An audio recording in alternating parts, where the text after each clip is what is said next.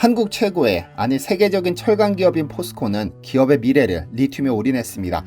이미 2010년부터 미래 먹거리로 리튬을 선택해 리튬 생산 기술 개발에 착수함과 동시에 전 세계 곳곳에서 리튬 찾기에 나섰는데요.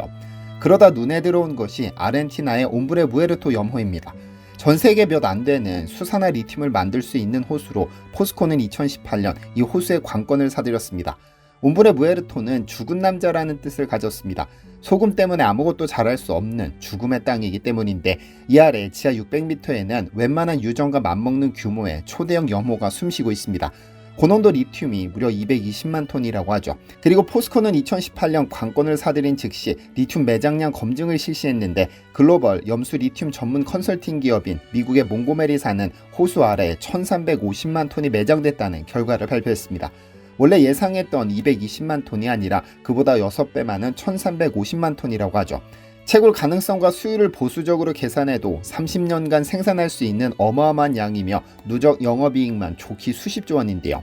인수 당시 3,119억 원의 가치는 리튬 가격이 급등하면서 150배 가까이 뛰었습니다. 이에 지난 2022년 3월에는 1조 700억 원을 투자해 연간 2만 5천 톤 규모의 생산 능력을 갖춘 염수 리튬 공장 1단계를 착공했고 8개월 뒤에는 1조 4천억 원을 추가로 투자해 2024년에는 5만 톤으로 생산 능력을 늘렸습니다. 그렇다면 리튬 1350만 톤으로 생산 가능한 전기차는 몇 대나 될까요? 무려 4억 대에 육박합니다. 2024년 한 해 전 세계에서 판매된 전기차가 1700만 대니 포스코가 얼마나 대단한 호수를 인수한 것인지 감이 오시죠. 그런데 이는 한 기업이 염호에서 리튬을 채굴하기 위해 관건을 사들인 것에 불과하지만 아예 외국 영토를 사들여 한국 땅으로 만든 경우도 있습니다. 오늘은 남미로 가보겠습니다. 안녕하세요, 디스멘털입니다. 1970년대를 살아낸 분이라면 보릿고개라는 말을 기억하실 겁니다. 봄철 지난해 수확한 양식이 떨어지고 새 곡식은 아직 나오지 않아 굶주림에 시달리던 그 시절 말이죠. 비록 1960년대보다는 나아졌지만 여전히 먹고 사는 문제는 국가적 화두였습니다.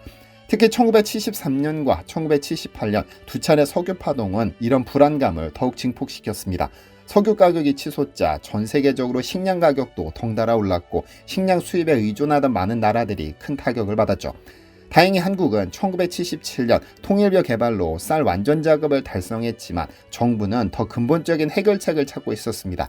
그런데 식량 문제만 있었던 게 아닙니다. 당시 한국은 또 다른 고민에 빠져 있었는데요. 바로 급속한 인구 증가였습니다. 1970년대 초반 한국의 인구 증가율은 연 2%를 넘나들었는데 좁은 국토에서 늘어나는 인구를 감당하기 어려웠죠. 정부는 딸 아들 구별 말고 둘만 낳아 잘 기르자는 구호를 내걸며 강력한 가족계획 정책을 시행했지만 이미 태어난 사람들을 어떻게 할 것인가는 별개의 문제였습니다. 특히 농촌 지역이 심각했습니다. 1970년대 중화공업화 정책으로 정책금융이 공업부문에 집중되면서 상대적으로 소외된 농업부문은 경쟁력을 잃어갔습니다. 젊은이들은 일자리를 찾아 도시로 떠났고 농촌은 급속히 공동화되어 갔습니다. 이런 상황에서 정부는 놀라운 결정을 내렸습니다. 해외에 새로운 농지를 확보하고 잉여 농업 인구를 보내 농업 생산을 늘리겠다는 겁니다. 바로 남미 농업 이민 정책입니다. 남미의 넓은 땅과 자원을 활용해 한국 농민들이 정착 농사를 짓게 하면 국내 인구 밀집을 완화하고 해외 식량 기지를 확보할 수 있을 것으로 기대한 겁니다. 이러한 구상 아래 남미의 여러 국가들에서 농지를 물색하는 대규모 프로젝트가 시작됩니다. 그렇게 지구 반대편 남미 대륙에 땅을 사들이기 시작했습니다. 칠레 중부 테노 지역에 서울 여의도 면적의 절반 정도에 달하는 약 185헥타르에 이르는 땅을 샀는데 이곳은 현재 한국 국유지로서 서류상 분명히 대한민국의 소유입니다. 마찬가지로 아르헨티나에도 서울의 3분의 1에 달하는 광활한 땅을 사들였는데요. 그렇다면 전 세계 수많은 곳 중에서 왜 하필 남미를 선택했을까요? 여기에는 몇 가지 이유가 있었습니다. 첫째, 남미 대륙은 광활한 농토를 보유하고 있었습니다.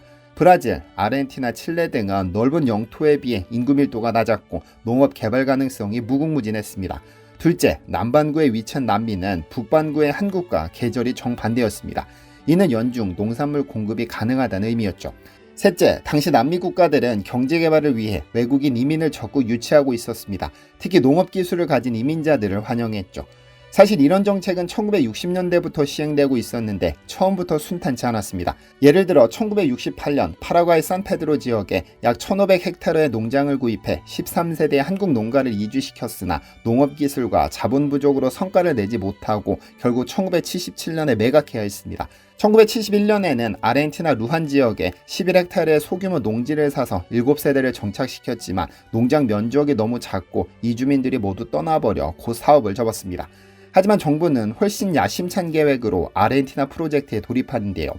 당시 아르헨티나 야따마우카 농장 프로젝트는 남미 농업이민 정책의 핵심이었습니다. 정부는 우선 시범적으로 수십 가구의 이민자를 보내 곡물 재배를 시작하고자 했는데요. 1978년 말 모집된 한국인 농업이민자 30세대가 남미 땅으로 향했습니다.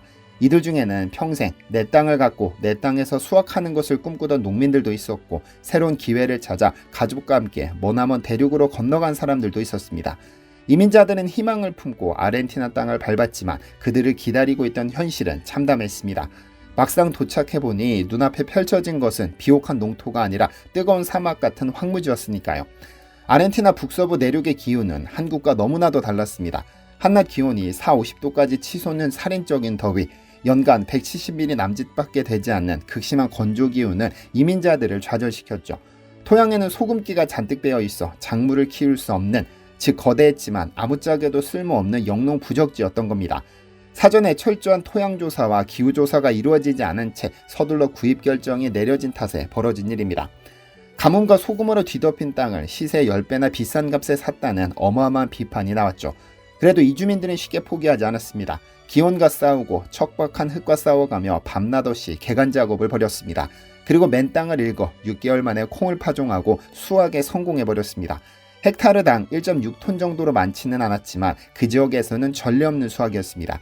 이 소식에 지역 신문이 대서특필하면서 알려졌고 청와대에서도 사막에서 콩재배 성공 사례로 보고되어 박정희 전 대통령이 특별 포상금까지 내렸습니다. 하지만 말 그대로 일회성 성공, 콩 몇 자루 수확하자고 땡볕 아래서 중노동에 시달리기에는 너무나 소출이 적어 지속되지는 못했습니다. 결국 함께 왔던 30세대 이민자들은 중노동에 지쳐 흩어지고 말았습니다. 더 이상 농사를 지속할 희망을 찾지 못한 이들은 뿔뿔이 도시로 떠나 봉제공장 노동자 등 새로운 일자리를 찾아 생계를 꾸리기 시작한 것이죠. 결국 농장은 당초 목적을 달성하지 못한 채 40년 넘게 방치됐습니다. 현재는 불법 정착민이 무단으로 거주하고 있으며 한국농어촌공사가 활용 방안을 모색하고 있는 상황인데요. 아르헨티나에서의 경험을 바탕으로 1982년 한국 정부는 조금 더 신중한 접근법을 택했습니다. 이번에는 칠레 수도 산티아고에서 남쪽으로 200km 떨어진 테노 지역에 56만 평 크기의 땅을 사들였습니다. 주변 환경은 칠레 중부의 풍요로운 농업지대답게 적당한 강수량과 비옥한 토양을 갖춘 훌륭한 농토였습니다. 어찌 보면 농사를 짓기엔 최적의 땅이었습니다. 이 땅의 확보 목적 역시 한국 농민들을 칠레로 이주시켜 곡물과 과일 등을 생산하도록 하는 것이었습니다. 하지만 칠레 농장은 땅 자체의 환경 조건은 좋았지만 이 또한 당초 목적을 달성하지 못했습니다. 가장 큰 문제는 칠레 정부가 외국인의 농업 이민을 허락하지 않은 겁니다. 칠레는 이민 정책상 외국 농민이 집단으로 이주해 현재 정착 농업을 하는 것은 허용하지 않는 나라였습니다. 다시 말해 한국인이 칠레 땅을 사서 대규모 농업 이민촌을 세우는 것은 애초에 칠레 법률로 금지된 구상이었던 겁니다. 이런 중요한 법적 장벽을 충분히 확인하지 않은 채 땅부터 사들였고 구매 후에야 칠레에서 농업 이민이 불가능하다는 현실을 마주하게 됐죠. 황당한 정책 오류였습니다. 어쨌든 땅은 샀는데 이주는 하지 못하게 되면서 테노 농장에는 단 한 명의 한국인 이민자도 정착하지 못했습니다. 그래도 이곳은 아르헨티나의 경우와 달리 토양이나 물 사정은 좋았기 때문에 방치하기에는 아까운 땅이었습니다. 결국 정부는 차선책으로 현지인들에게 이 농장을 임대해 주기로 합니다. 직접 한국 농민을 이주시켜 경작하는 것은 불가능하지만 땅 자체는 수익을 낼 잠재력이 있으니 현지 농가에 빌려줘서라도 활용하자는 판단이었습니다. 칠레 현지 농민이 이 땅을 임대해 포도농장을 운영하며 수익을 내고 있고 한국은 연간 약 2,500만 원의 임대료 수익을 얻고 있습니다. 그러다 2020년부터 테노 농장이 다시 주목받기 시작하는데요. 국내 언론과 정치권에서 방치된 해외 국유지 활용 문제가 제기되면서 칠레 테노 농장에 대한 새로운 활용 방안으로 태양광 발전 사업 이야기가 불거져 나온 것입니다. 당시 우리 정부는 신재생 에너지 프로젝트를 추진하고 있었는데 2019년 하반기 일부 언론에서 정부가 칠레 테노 농장에 대규모 태양광 발전소를 건설하는 프로젝트를 추진 중이라는 보도를 내놨습니다.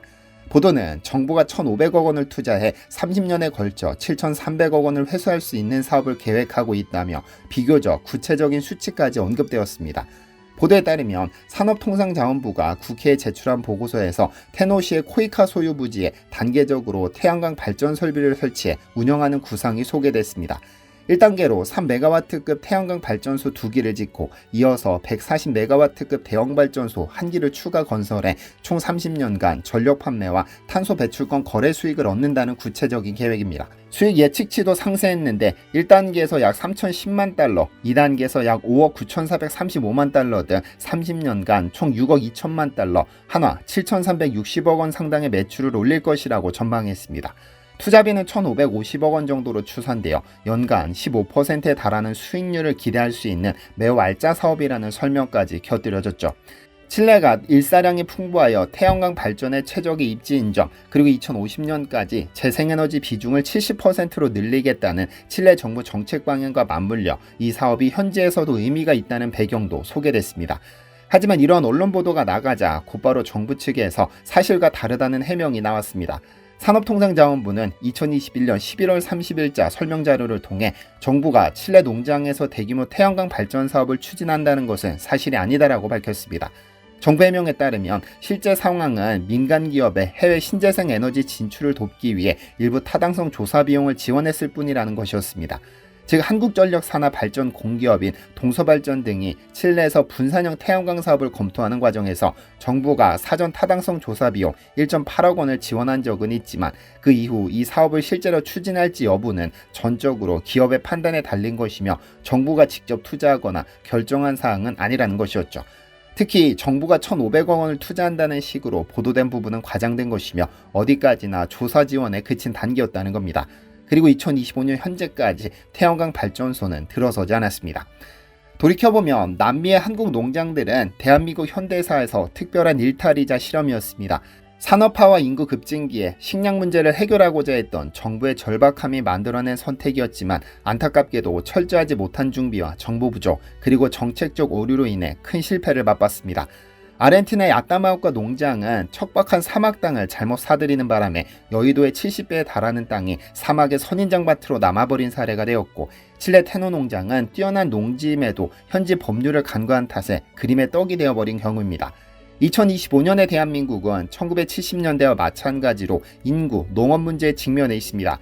1970년대에는 인구가 너무 빠르게 늘어 농촌 인구를 해외로 내보낼 생각까지 했지만 이제는 인구 감소와 농촌 소멸을 걱정해야 하는 시대가 됐습니다.